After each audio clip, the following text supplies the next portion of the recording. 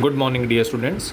हम लोग journal chapter कर रहे थे और सबसे पहले हम लोगों ने डेबिट क्रेडिट के रूल्स डिस्कस किए थे, फिर गोल्डन रूल्स डिस्कस किए थे और एक पेज पे मैंने उन रूल्स को लिख के आप लोग को सर्कुलेट भी कर दिया है। तो कोई भी एंट्री हम लोग डिस्कस करेंगे तो हम लोग बिना डेबिट क्रेडिट के रूल्स को डिस्कस किए किसी भी एंट्री को अभी डिस्कस नहीं करेंगे। तो सारी एंट्रीज़ उन रूल्स के अकॉर्डिंग ही बन रही हैं और कुछ मॉडल एंट्रीज़ को हमने डिस्कस किया था और आज हम लोग उसी टॉपिक को आगे कंटिन्यू करेंगे। ये जो एंट्रीज़ हैं ये बुक के पेज नंबर 7.19 पे आप लोगों को दी हुई हैं। तो पेज नंबर 7.19 जो आपकी बुक का है वहाँ पे सारी एंट्रीज़ आपको मिल जाएंगी। तो कुछ एंट्रीज़ हमने किए थे जिसमें से एक्सपेंस के एंट्री थे, परचेज़ के भी एंट्री थे। आज हम लोग सेल्स की एंट्री डिस्कस करेंगे। तो एंट्री नंबर 10 जैसा कि देख रहे होंगे सभी स्टूडेंट्स, लिखा हुआ है sold goods for 25,000 in cash. तो हमने गुड्स को सेल किया है। तो गुड्स हमारे क्या होते हैं? असेट होते हैं। अगर हम गुड्स को सेल करेंगे तो गुड्स हमारे डिक्रीज़ हो जाएंगे। उसके बाद आपको मिल क्या रहा है? उसके अगेंस्ट में कैश मिल रहा है, तो कैश आपका इंक्रीज़ हो जाएगा। तो गुड्स भी असेट है, कैश भी असेट है, दोनों असेट हैं। एक असेट इंक्रीज़ कर रहा है तो डेबिट हो जाएगा, ये देखिए कैश डेबिट हो गया। और एक असेट डिक्रीज़ कर रहा है तो असेट जब डिक्रीज़ करेगा तो क्रेडिट हो जाएगा। और मैंने ये चीज़ पहले भी कही थी कि गुड्स को 4 पार्ट में डिवाइड किया जाता है, purchase, sales, purchase return, sales return. तो इस समय गुड्स सेल हो रहे हैं तो हम सेल्स वर्ड यूज़ कर देंगे। गुड्स वर्ड यूज़ नहीं होता अकाउंट्स में कहीं भी, पहले होता था अब नहीं होता। अब हम गुड्स के जो 4 नाम हमने डिस्कस किए वही नाम हम लोग यूज़ करते हैं।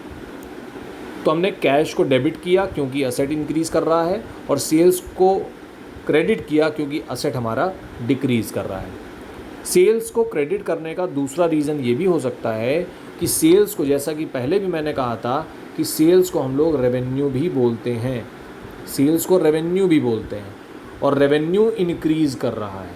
तो आप ये भी कह सकते हैं कि सेल इंक्रीज़ कर रही है, सेल्स का अमाउंट इंक्रीज़ कर रहा है। और सभी स्टूडेंट्स रूल्स को अपने सामने रखेंगे और रूल में चेक करेंगे कि इंक्रीज़ इन रेवेन्यू किस साइड लिखा हुआ है। इंक्रीज़ इन रेवेन्यू हमारा क्रेडिट साइड लिखा हुआ है। तो गुड्स डिक्रीज़ करेगा तो इट मीन्स असेट डिक्रीज़ करेगा तो भी क्रेडिट होगा। और अगर हम इस तरह से सोचें इसको कि रेवेन्यू इंक्रीज़ कर रहा है तो भी क्रेडिट होगा। तो दोनों ही केसेस में हमारा आंसर क्रेडिट ही आएगा। तो इसको आप रेवेन्यू की तरह से सोचेंगे तो ज़्यादा बेटर रहेगा, क्योंकि सेल्स इज़ रेवेन्यू। तो रेवेन्यू हमारा इंक्रीज़ कर रहा है, सेल्स हमारी इंक्रीज़ कर रही हैं, तो सेल इंक्रीज़ करेगी तो क्रेडिट होगा। तो इस तरह से एंट्री हमारी बन जाएगी, cash account debit to sales account, 25,000 debit column में और क्रेडिट कॉलम में। उसके बाद नेक्स्ट पॉइंट देखते हैं, sold goods for 50,000 against cheque. तो पहले हमको कैश मिला था, अब हमको चेक मिला है, तो कोई बड़ा डिफरेंस नहीं है। कैश मिलेगा कैश लिखेंगे, चेक मिलेगा बैंक अकाउंट लिखेंगे, और कोई डिफरेंस दोनों एंट्रीज़ में देखिए नहीं है। Next, sold goods to Vikram 10,000 against cash. तो यहाँ नाम भी लिखा हुआ है, कैश भी लिखा हुआ है। तो जब पैसा हमको मिल जाता है तो हमको नाम से कोई मतलब नहीं होता। तो जैसी एंट्री हमने पहली की थी 10th वाली एंट्री, ठीक वैसी ही 12th वाली एंट्री है। गुड्स हमने सेल किया और पैसा हमको मिल गया, तो cash account debit to sales account, और यहाँ भी देखिए लिखा हुआ है cash account debit to sales account. तो जब पैसा मिल गया है तो नाम से हमको कोई मतलब नहीं होता। ये देखिए यहाँ पे लिखा भी हुआ है, it is a cash transaction, name of the purchaser is not relevant. यहाँ पे ये देखिए लिखा हुआ है, जब कैश ट्रांजैक्शन होता है तो जो खरीद रहा है, इसका मतलब जो हमारा कस्टमर है, उससे हमको कोई मतलब नहीं है। उसके बाद 13th ट्रांजैक्शन देखेंगे, सोल्ड गुड्स टू आशुतोष 20,000 रुपये। अब यहाँ ऐसा नहीं लिखा है कि हमको कैश मिला है। अगर कैश मिला होता तो यहाँ पे कैश अकाउंट डेबिट हो गया होता, पर कैश तो नहीं मिला, तो अब हम कस्टमर को डेबिट करेंगे। कस्टमर को हम डेबिट क्यों कर रहे हैं? देखिए आपने गुड्स सेल किए तो रेवेन्यू तो इंक्रीज़ हो गया, रेवेन्यू इंक्रीज़ हो गया, और रेवेन्यू जब इंक्रीज़ होता है तो क्रेडिट किया जाता है, ये तो हम पहले ही डिस्कस कर चुके हैं। अब कैश तो इंक्रीज़ हुआ नहीं, पैसा तो क्योंकि मिला नहीं आपको, तो कैश तो इंक्रीज़ नहीं हुआ। तो इंक्रीज़ क्या हुआ आपका? डेटर इंक्रीज़ हुआ। डेटर का मतलब वो लोग जो आपसे गुड्स खरीद रहे हैं लेकिन पैसा नहीं दे रहे हैं, तो ये कस्टमर होते हैं हमारे, तो इनसे हमको फ्यूचर में पैसा मिलेगा, तो ये एसेट है आपका। तो डेटर आपका इंक्रीज़ कर रहा है। और डेटर क्या होते हैं, असेट होते हैं, और असेट जब इंक्रीज़ करता है तो डेबिट होता है। तो डेटर इसीलिए डेबिट किया गया है। ये देखिए, आशुतोष को हमने डेबिट कर दिया और रेवेन्यू को क्रेडिट कर दिया। रेवेन्यू क्या होता है, सेल्स। तो ये हो गई क्रेडिट सेल की एंट्री। तो जब क्रेडिट सेल होती है तो कस्टमर डेबिट हो जाता है और सेल्स अकाउंट क्रेडिट हो जाता है। तो इस तरह से हमारी एंट्री कंप्लीट हो जाएगी। उसके बाद नेक्स्ट 14th पॉइंट में लिखा है आशुतोष रिटर्न्ड गुड्स। 5,000 के गुड्स उसने वापस कर दिए। तो सेम ट्रांजैक्शन ऐसा ही हमने प्रीवियस वीडियो में भी किया था। तो जब परचेज होता है तो उसका उल्टा होता है परचेज रिटर्न, और जब सेल्स होता है तो उसका उल्टा होता है सेल्स रिटर्न। और सेल्स रिटर्न को हम लोग रिटर्न इनवर्ड भी बोलते हैं। क्यों बोलते हैं, क्योंकि गुड्स आपके पास वापस आ रहे हैं, goods are coming in the business again. तो ये देखिए, ऊपर जो एंट्री लिखी है और ये जो नीचे एंट्री लिखी है ये आपस में रिवर्स हैं। ऊपर आशुतोष डेबिट था, अब आशुतोष क्रेडिट हुए हैं, और ऊपर क्या था, सेल्स क्रेडिट हुआ था, तो अब सेल्स रिटर्न हमने डेबिट कर दिया है। सिर्फ हमने सेल्स की जगह क्या लिख दिया, सेल्स रिटर्न या रिटर्न इनवर्ड, कुछ भी लिख दीजिए, सही होगा। तो ये हो गई सेल्स रिटर्न की एंट्री। तो सेल्स की एंट्री की रिवर्स एंट्री होती है सेल्स रिटर्न की एंट्री। तो पहले हमने गुड्स सेल किए, बाद में आशुतोष ने कुछ गुड्स हमको वापस भी कर दिए। अब नेक्स्ट पॉइंट हम देख रहे हैं कि हम सैलरी पे कर रहे हैं रमेश को।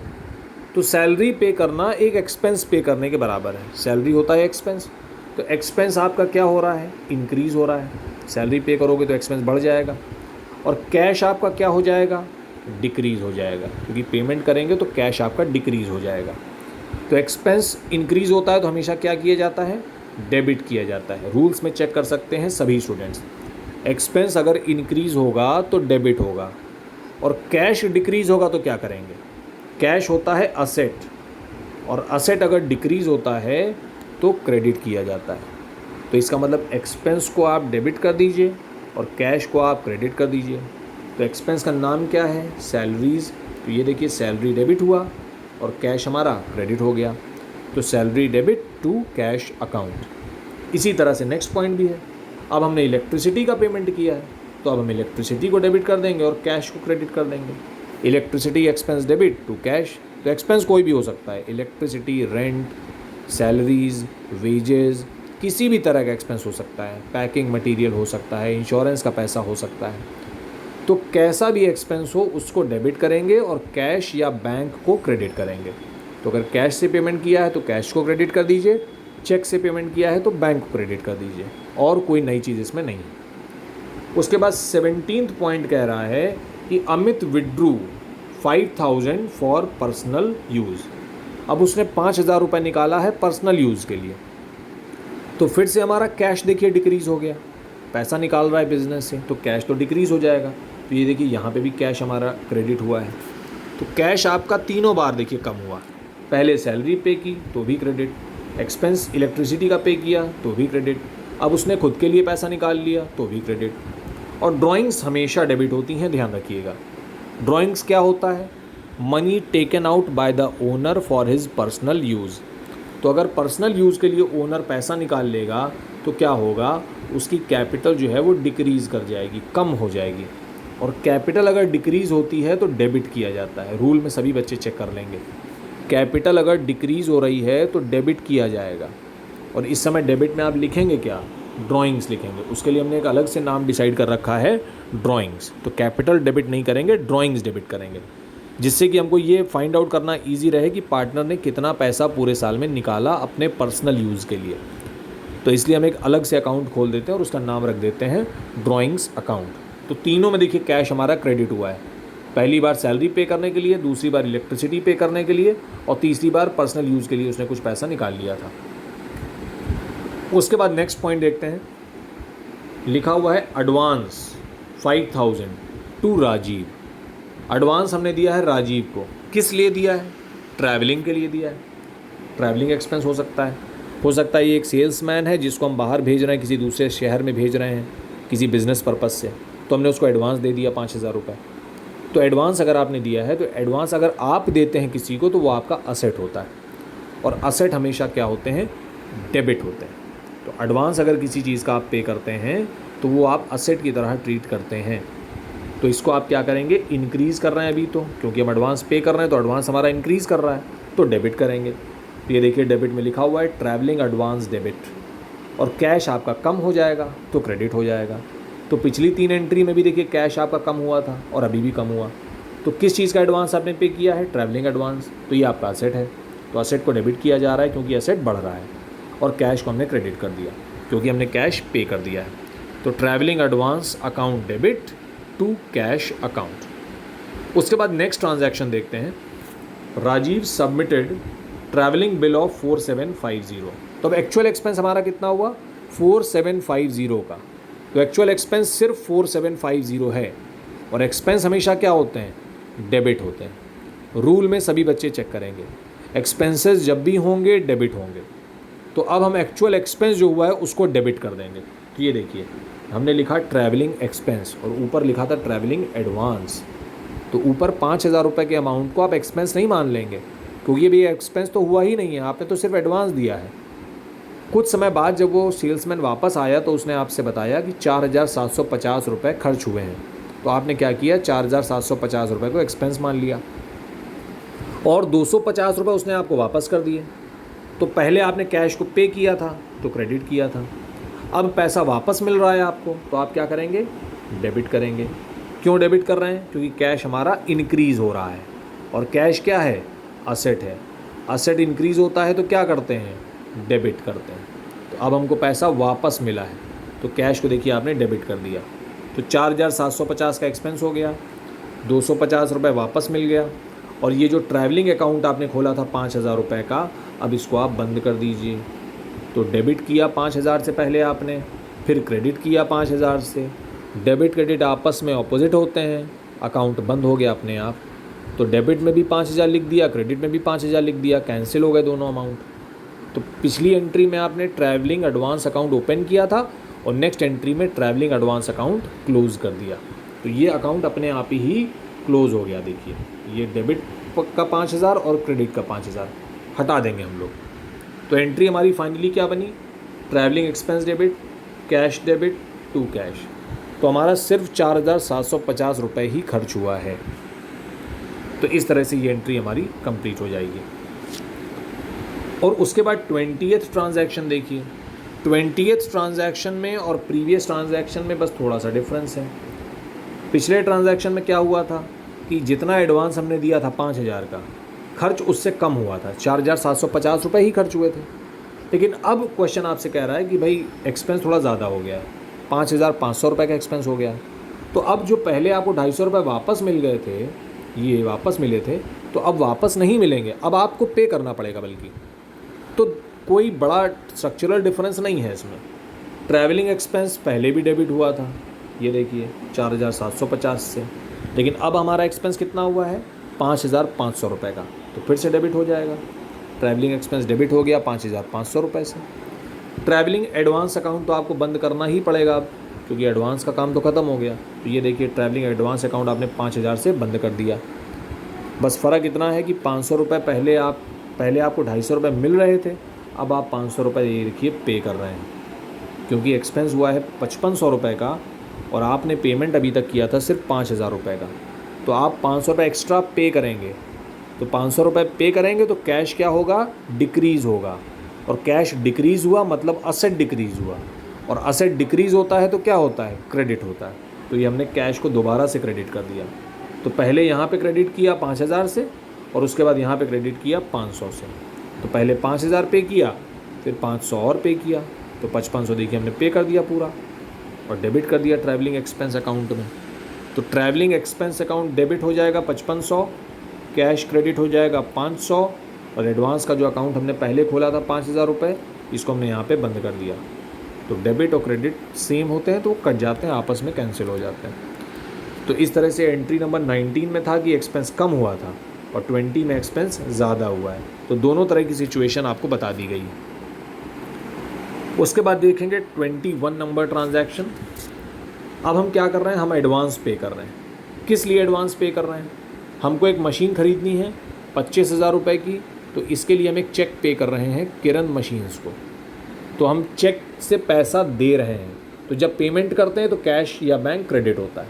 और जब पैसा रिसीव होता है तो कैश और बैंक डेबिट होता है। काफ़ी एंट्रीज अब हम लोग कर चुके हैं, ये सब याद भी हो गया होगा आपको। तो कैश डेबिट कब होगा? जब रिसीव होगा। क्रेडिट कब होगा? जब पे करेंगे। तो अभी आप क्या कर रहे हैं? चेक से पेमेंट कर रहे हैं, तो बैंक को क्रेडिट कर दीजिए, ये देखिए। और किस लिए पैसा दे रहे हैं हम? एडवांस दे रहे हैं। किस लिए दे रहे हैं एडवांस? मशीन के लिए। तो अभी हमने किस लिए एडवांस दिया था? ट्रैवलिंग के लिए। तो आपने लिखा था ट्रैवलिंग एडवांस डेबिट। अब आप क्या लिख रहे हैं? Advance for machine debit. तो हमने मशीन के लिए 25,000 रुपये एडवांस पे कर दिया। तो ये आपका एंट्री कंप्लीट हो गया। जैसे ट्रैवलिंग वाला एंट्री था, सेम एग्जैक्टली सेम एंट्री है, कोई चेंज नहीं है। उसके बाद 22nd transaction, paid 5,000 to Raman a creditor. किसको पैसा दे रहे हैं हम? क्रेडिटर को। कितना पैसा दे रहे हैं? 5,000। तो फिर से हम पेमेंट कर रहे हैं। तो जब भी पेमेंट करते हैं तो कैश या बैंक अकाउंट हमेशा क्या होता है? क्रेडिट होता है। ये देखिए कैश अकाउंट हमारा क्रेडिट हो गया। और पैसा दे किसको रहे हैं? रमन को। तो डेबिट द रिसीवर। ये देखिए रमन डेबिट हो गया। रूल क्या है? Debit the receiver and credit what goes out. तो रमन डेबिट हो गया क्योंकि वो रिसीवर है, और क्रेडिट क्या हुआ? कैश, क्योंकि कैश एक रियल अकाउंट है, कैश जा रहा है, तो क्रेडिट व्हाट गोज आउट। तो रमन डेबिट टू कैश। और इसको हम ऐसे भी सोच सकते हैं कि रमन कौन है? क्रेडिटर है। और क्रेडिटर कौन होते हैं? लायबिलिटी होती है। क्रेडिटर आपकी लायबिलिटी होती है, और अगर आप लायबिलिटी का पेमेंट कर दोगे तो लायबिलिटी आपकी कम हो जाएगी, और लायबिलिटी अगर कम होती है तो डेबिट की जाती है। सभी स्टूडेंट अपने रूल में चेक कर लें। लायबिलिटी कम होती है तो डेबिट की जाती है, और असेट कम होता है, असेट कम होता है तो क्रेडिट किया जाता है। यही रूल यहाँ पे लग रहा है। तो डेबिट क्रेडिट के रूल की बात करें तो ये रूल यहाँ पे अप्लाई हुआ है। लायबिलिटी कम हुई है इसलिए डेबिट हुई है, रमन इसलिए डेबिट हुआ है, और असेट डिक्रीज़ हुआ है इसलिए क्रेडिट हुआ है। तो इसका मतलब कैश इसलिए क्रेडिट हुआ है क्योंकि एसेट हमारा डिक्रीज़ हुआ है। तो गोल्डन रूल के हिसाब से तो ये रूल लग रहा है, और मॉडर्न अप्रोच जो हमारी ट्रेडिशन वो है डेबिट क्रेडिट के रूल्स, उसके हिसाब से ये रूल लग रहा है। तो दोनों ही तरह से आंसर सेम आएगा, आप कुछ भी कर लें आंसर डिस्टर्ब नहीं होगा। तो ये था हमारा जो क्रेडिटर का पेमेंट किया हमने, उसका ट्रांजैक्शन हो गया। अब हम लोग एक नेक्स्ट ट्रांजैक्शन देखेंगे जिसमें हमको कस्टमर से पैसा रिसीव हो रहा है। तो अभी हमने देखा था कि हम पे कर रहे हैं पैसा, तो उस केस में हमको डिस्काउंट रिसीव होता है। तो जब आप पे करेंगे अमाउंट तो आप रिसीव करेंगे डिस्काउंट, तो आपको डिस्काउंट मिलता है।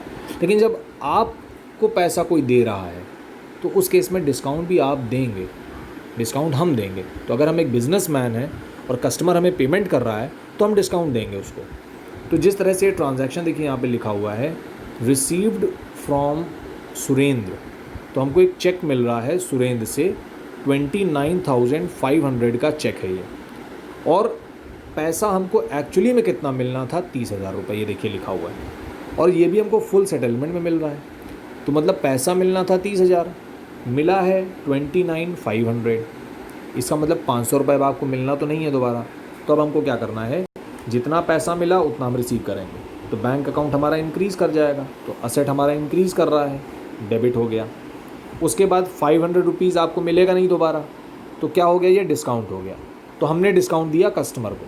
तो अगर हम डिस्काउंट दे रहे हैं कस्टमर को तो ये क्या हो गया? हमारा एक्सपेंस। और एक्सपेंस जब भी होता है तो डेबिट किया जाता है। सभी स्टूडेंट अपने सामने रूल्स को रखेंगे, मैं बार बार ये चीज़ कह रहा हूँ। तो एक्सपेंसेस जब इंक्रीज़ होते हैं तो डेबिट होते हैं। तो ये देखिए डिस्काउंट को हमने डेबिट कर दिया, और डिस्काउंट के आगे हमने लगा दिया अलाउड। इसका मतलब हम डिस्काउंट खुद दे रहे हैं। डिस्काउंट अलाउड और डिस्काउंट रिसीव्ड दो तरह का होता है। तो अलाउड हम डेबिट करते हैं और रिसीव्ड को हम क्रेडिट करते हैं, क्योंकि जब आप डिस्काउंट रिसीव करेंगे तो वो इनकम होगी आपकी, जो हमने अभी प्रीवियस ट्रांजैक्शन में देखा था। उसके बाद ये पैसा आपको मिला किससे? सुरेंद्र से मिला। और सुरेंद्र कौन था? डेटर था। और डेटर कौन होता है? असेट। तो असेट हमारा डिक्रीज़ कर गया पूरा 30,000 से, क्योंकि अब इस कस्टमर से पैसा अब फ्यूचर में थोड़ी मिलेगा आपको। तो असेट आपका डिक्रीज़ कर गया, और डिक्रीज़ इन असेट क्या होता है? क्रेडिट होता है। तो ये देखिए सुरेंद्र को हमने क्रेडिट कर दिया। तो इस तरह से एंट्री हमारी कंप्लीट हो जाएगी। तो एक असेट इंक्रीज़ हुआ, एक असेट डिक्रीज़ हुआ, और एक एक्सपेंस भी इंक्रीज़ हुआ साथ में। तो जो रूल्स हमने लिख रखे हैं डेबिट क्रेडिट के रूल्स, उन्हीं रूल से हम लोग सारी एंट्री डिस्कस कर रहे हैं, और सभी एंट्री उसी से आएंगी भी आपको। उसके बाद पॉइंट नंबर 25 ऑलरेडी हम लोग डिस्कस कर चुके हैं कई बार, कि किसी भी एक्सपेंस का आप पेमेंट करेंगे तो एक्सपेंस को डेबिट करेंगे और कैश को क्रेडिट करेंगे। तो अभी हमने पहले भी देखा था सैलरी डेबिट टू कैश किया था हमने, तो सैलरी पे करेंगे तो salary to cash, electricity pay करेंगे तो electricity to cash, telephone bill pay करेंगे तो telephone bill debit to cash, rent pay करेंगे तो rent account debit to cash. तो एक्सपेंस हमेशा डेबिट होते हैं और क्रेडिट कौन होता है, या तो कैश क्रेडिट होगा या बैंक क्रेडिट होगा, क्योंकि या तो आप कैश से पेमेंट करोगे या चेक से पेमेंट करोगे। अब देखिए, अब हम कुछ ट्रांजैक्शंस डिस्कस करेंगे जो गुड्स से रिलेटेड हैं। Goods, transactions related to goods. तो गुड्स को हम सबसे पहले क्या करते हैं, परचेज़ करते हैं। और किस पर्पज़ से परचेज़ करते हैं, सेल पर्पज़ से परचेज़ करते हैं। पर कई बार ऐसा होता है कि गुड्स को हम परचेज़ करते हैं पर सेल नहीं करते। सेल नहीं करते तो फिर क्या करते हैं, हो सकता है जो भी गुड्स आपने परचेज़ किए हैं उसमें से कुछ गुड्स ओनर अपने पर्सनल यूज़ के लिए ले ले, अपने घर के लिए ले ले। तो उस केस में क्या एंट्री होगी, ये एंट्री होगी। ड्राइंग्स हमेशा डेबिट होती हैं, ध्यान रखिएगा। ड्राइंग्स कभी क्रेडिट नहीं होता, क्योंकि ड्राइंग्स क्या होता है, डिक्रीज़ इन कैपिटल, और कैपिटल अगर डिक्रीज़ करेगी तो डेबिट होगी, ये रूल्स में लिखा हुआ है। तो ड्राइंग्स की वजह से कैपिटल क्या होती है, डिक्रीज़ होती है, इसलिए डेबिट होता है। और अभी हमने ये एंट्री डिस्कस भी की है। तो ड्राइंग्स तो हमेशा डेबिट होगा। तो अब क्रेडिट क्या होगा, ओनर ने पैसा नहीं निकाला है बिजनेस से, ओनर ने गुड्स निकाले हैं। तो गुड्स अगर निकाले जाएंगे तो आप क्या करेंगे, परचेज अकाउंट को ही क्रेडिट करेंगे हमेशा, क्योंकि जब गुड्स परचेज़ किए जाते हैं तो परचेज अकाउंट डेबिट किया जाता है। और जब उसी में से कुछ गुड्स आपने वापस निकाल ली अपने लिए तो परचेज अकाउंट को आप कम कर दीजिए, यानी क्रेडिट कर दीजिए। आप यहाँ पे कोई और चीज़ नहीं लिख सकते, ना सेल लिख सकते हैं क्योंकि सेल तो हो नहीं रहा है, परचेज रिटर्न सेज रिटर्न भी नहीं लिख सकते क्योंकि ऐसा भी कुछ नहीं हो रहा है। तो परचेज़ को ही क्रेडिट करेंगे, क्योंकि जब हमने गुड्स परचेज़ किए थे तो परचेज अकाउंट में ही डेबिट किया था, और जब उन्हीं गुड्स को हमने निकाल लिया तो परचेज़ को ही हमने क्या किया, क्रेडिट कर दिया। तो गुड्स को हम अपने पर्सनल यूज़ के लिए निकालेंगे तो डेबिट कौन होगा, ड्राइंग्स। गुड्स को अगर हम फ्री सैंपल डिस्ट्रीब्यूट कर दें, कई बार आपने देखा होगा कि एडवर्टीज़मेंट पर्पज़ से फ्री सैंपल डिस्ट्रीब्यूट कर दिए जाते हैं कस्टमर्स को, लोगों को, कि वो लोग पहले इस्तेमाल करें फिर उसको देखें कि वो कैसा प्रोडक्ट है। तो एडवर्टीज़मेंट क्या होता है, एक्सपेंस होता है हमारा, तो एक्सपेंस तो हमेशा डेबिट होता है। ये देखिए यहाँ लिखा हुआ है सेल्स प्रमोशन एक्सपेंस, यहाँ पे आप एडवर्टीज़मेंट एक्सपेंस भी लिख सकते हो। तो जो भी एक्सपेंस है उसको डेबिट करो और परचेज़ को देखिए क्रेडिट किया गया है फिर से। तो advertisement expense debit to purchase. उसके बाद हो सकता है हमने गुड्स को डोनेट कर दिया हो, तो एंट्री देखिए क्या हो गई, डोनेशन डेबिट टू परचेज़, क्योंकि डोनेशन भी तो एक्सपेंस है हमारा, तो डोनेशन डेबिट टू परचेज़। तो इस तरह से ये तीनों एंट्री हमारी गुड्स से रिलेटेड थी। तो गुड्स को या तो हम अपने यूज़ के लिए लेंगे, या फ्री डिस्ट्रीब्यूट कर देंगे just for the purpose of advertisement, या फिर हम गुड्स को डोनेट कर देंगे। तो उन तीनों केसेस में परचेज़ क्रेडिट हो जाएगा और डेबिट कौन हो जाएगा, जो ट्रांजैक्शन है वही डेबिट हो जाएगा। तो या तो डोनेशन डेबिट हो जाएगा, या एडवर्टीजमेंट डेबिट हो जाएगा, या ड्राइंग्स डेबिट हो जाएगा। तो इस तरह से ये तीन ट्रांजैक्शन हमारे हो जाएंगे। उसके बाद एक वर्ड यहाँ पे आ रहा है रिबेट।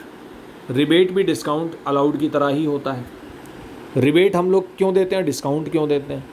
डिस्काउंट आप इसलिए देते हैं कि कस्टमर गुड्स परचेज़ कर रहा है, तो अगर वो टाइम पे पेमेंट कर रहा है तो आप उसको डिस्काउंट दे देते हैं।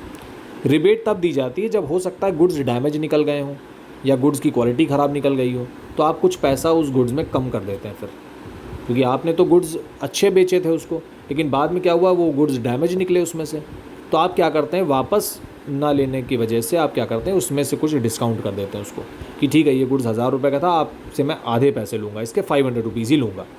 तो उस केस में आप क्या कर रहे हैं, ये आपका नुकसान हो रहा है, लॉस हो रहा है। तो लॉस हमेशा डेबिट होता है। तो ये देखिए रिबेट हमेशा डेबिट होगा। अगर आप रिबेट दे रहे हो तो डेबिट ही होगा, आप डिस्काउंट देते हो तो भी डेबिट ही होता है। तो ये देखिए अभी डिस्काउंट को हमने डेबिट किया था, एक ट्रांजैक्शन हमने किया था अभी, ये देखिए डिस्काउंट अलाउड को हमने डेबिट किया था, क्योंकि डिस्काउंट हमारे लिए क्या है, एक्सपेंस है। तो उसी तरह से रिबेट भी हमारे लिए एक्सपेंस है, तो वो डेबिट होगी। और किसको दे रहे हैं हम रिबेट, रमन को दे रहे हैं, तो रमन क्रेडिट हो जाएगा। तो रिबेट हम दे भी सकते हैं, रिबेट हमको मिल भी सकती है। तो दोनों ही केसेस में देखिए ट्रांजैक्शन बिल्कुल रिवर्स है। तो यहाँ रिबेट अलाउड डेबिट हुआ और यहाँ रिबेट रिसीव्ड क्रेडिट हुआ। कई बार आपको भी तो रिबेट मिल सकता है, तो इसलिए हमने उसको क्रेडिट किया है। तो हमने रमन को रिबेट दिया तो क्रेडिट किया, और हमको कपिल से रिबेट मिला तो हमने कपिल को डेबिट किया। तो rebate allowed debit, rebate received credit, discount allowed debit, discount received credit. तो इनकम एक्सपेंस वाला कंसेप्ट यहाँ पे लग रहा है। इनकम बढ़ रही है, क्रेडिट हो गई, एक्सपेंस बढ़ रहा है, डेबिट हो गया, और क्रेडिट कौन हो गया, डेटर और क्रेडिटर। तो यहाँ पे डेटर आपका क्रेडिट हो गया क्योंकि डेटर आपका कम हो गया। और यहाँ पे क्रेडिटर आपका कम हो गया क्योंकि अब इतना पैसा हमको देना नहीं है उसको, अब 3,000 रुपये तो हम देंगे नहीं क्रेडिटर को, तो क्रेडिटर आपका क्या हो गया, कम हो गया, तो लायबिलिटी हमारी डिक्रीज़ कर गई। और लायबिलिटी जब डिक्रीज़ करती है तो डेबिट होती है, डेबिट, तो डेबिट हो गया। तो इस तरह से कपिल को हमने डेबिट कर दिया है। तो ये सभी एंट्री सारे स्टूडेंट्स अच्छे से बुक में देख लें, ये सारी एंट्री बुक में दी हुई हैं। पेज नंबर 7.18 से लेके 7.21 के बीच में ये सारे एंट्रीज़ आपको दिए हुए हैं। एक बार फिर सारे स्टूडेंट्स इन एंट्रीज़ को देखेंगे, एक एक एंट्री को देखेंगे, और कोई डाउट होता है तो मुझसे इसको डिस्कस कर लेंगे। तो आई होप ये चीज़ क्लियर हो गया होगा सभी को। हमने मैक्सिमम हर तरह के एंट्रीज़ को देख लिया है जर्नल में।